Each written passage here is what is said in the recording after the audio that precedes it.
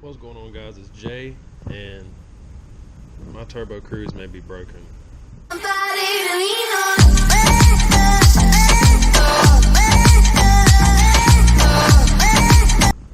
Been trying to find my Primal Driven shirt so I could rep my boy Smurf and WRX, but I have no idea where my shirt's at. So we're just gonna do this without the shirt, sadly, and we're gonna see what's going on with my Turbo Cruze. All right, so now we're in my Turbo Cruze. Wrong car. Okay, so now we're in my Turbo Cruze. It's hotter than Satan's armpit in here, so I'm gonna hop out for a second and let this thing cool down before I do anything. Okay, you don't understand. I live in South Georgia, which is like the heat. Just if you want to know what it feels like to live in South Georgia, go to your oven, turn that bitch on like 600, and then let it heat up, and then just open the door and just stand in front of the oven, and that's what it feels like to live here. But just to give you guys a basic little rundown, picked this car up probably about, I don't know, a week and a few days ago, and it started to have a check engine light when I was sitting at the gas station. I didn't really think much of it because it wasn't running funny or anything, but later on that night as I was driving it, it started to kind of spit and sputter. It was doing like just being weird. So I took it to AutoZone, let them do a scan on it, and the scan come up that it was running lean, that there was an air leak or a vacuum leak. So I went to searching for the leak, watched YouTube, watched videos, and I saw this one guy that had this problem with his PCV valve, which is common on these cars. So I popped the hood, took the cover off, and I could hear just as clear as day the air sucking through the PCV valve. So that got replaced, and during that time it was sucking, it didn't get the air through the PCV valve. It started to suck air through a crankshaft seal, so then it went bad.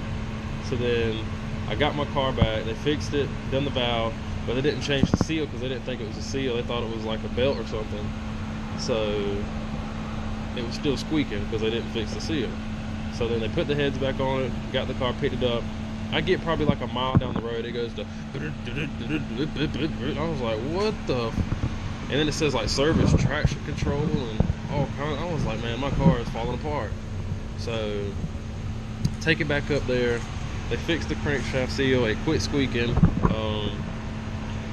but now the engine light has come back on once again, and it did the same sputter yesterday, and it started doing the service traction control or whatever that means. So I took it to AutoZone, let them scan it, and they come up possibly a coil pack or something. So before ordering another coil pack, I come home, opened the hood, took the coil packs out, and upon taking out the packs, I noticed there was like some residue. Hold on, let me get, I'm pretty sure the car should be cooled down by now. Upon taking out the coil packs, and I noticed there was some fluid that was, what the fuck is behind me? Let's see what's going on now. I swear where I live is like a literal madhouse. Okay, so upon taking out the coil packs, I noticed there was some fluid, red fluid of some kind that was inside the sparks, like where the spark plugs go. And my dad knows all about cars, blah blah blah. So I tell him about it, and he's like, "That's your problem right there," because it was telling me there was a misfire in one of the cylinders, and with that fluid in there, it would definitely cause a misfire. Because the fucking part for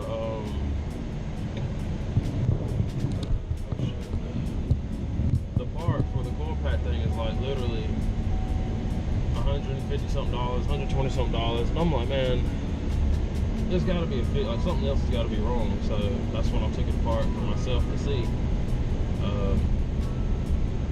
So I got my dad told me to soak up as much of that fluid as I could and blow it out and do what I can to get the fluid out of there. So that's what I did, and then I put the car back together and it went to running fine. The idle It had a little shutter, like shake it idle. That went away. This weird tapping noise I had went away.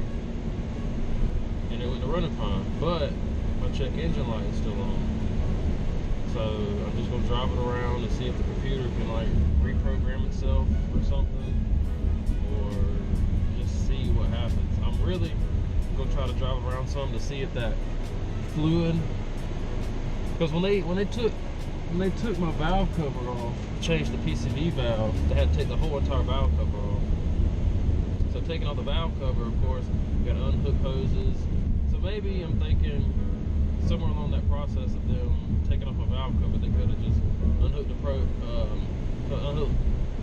they could have unhooked the hose, and then radiator fluid could have just somehow gotten into the spark plugs and they just didn't see it. So that's what I'm hoping, because worst case scenario, with fluid getting into the spark plugs, that could mean a warped head, a blown gasket. It could just mean a number of problems that's beyond just a simple coil pack. So I'm just driving around right now to see if that fluid will go back into the spark plugs. So after driving it a little spiritedly through them back roads, didn't have any problems, didn't sputter. The traction control service didn't come on. So it did okay.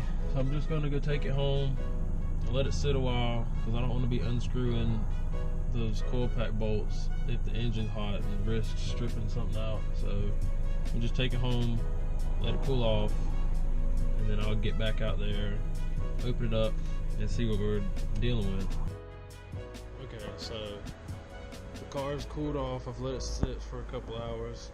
The Black Ops 4 beta's out, so I've been playing that, so I'm sure it's cooled down. It's been a few hours. But like I said, it's a small motor. It's pretty easy to work on. Like I said, it's literally like yay wide. It's a tiny little motor. But coil pack is up under here.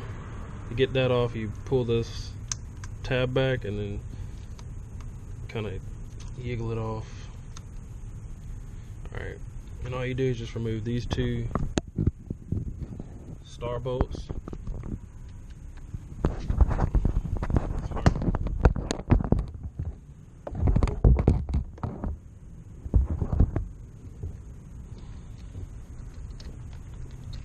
That's the wrong fucking.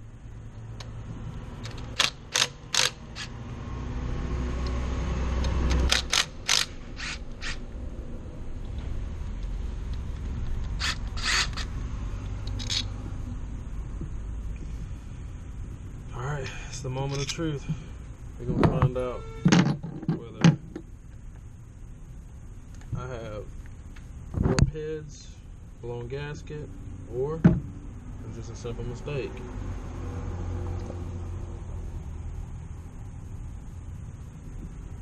Alright. This is all the coil pack is. Small like that. Set this right here. And as you can see, it looks pretty clean in there.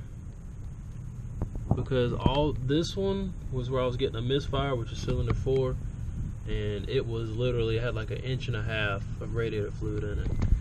And these two just had a little bit, and then this one had about a good 1/2 inch to 1 inch. So I was getting some misfire on all my plugs. But I cleaned it out, blew it out. Not seeing anything in there. It's looking pretty clean. We'll just keep driving it around. I mean, for now it looks good, so warped heads and all that's probably not a symptom or a cause of this. But just screw this back on. I like to tighten these by hand because these are important bolts. Like, just get them kind of, go ahead and get them going by hand. Because these bolts, you mess these up and you've got a problem. So instead of getting the power tools and trying to power their way in, just tighten these by hand. And then you can tighten them on down. I try to keep it even, going down.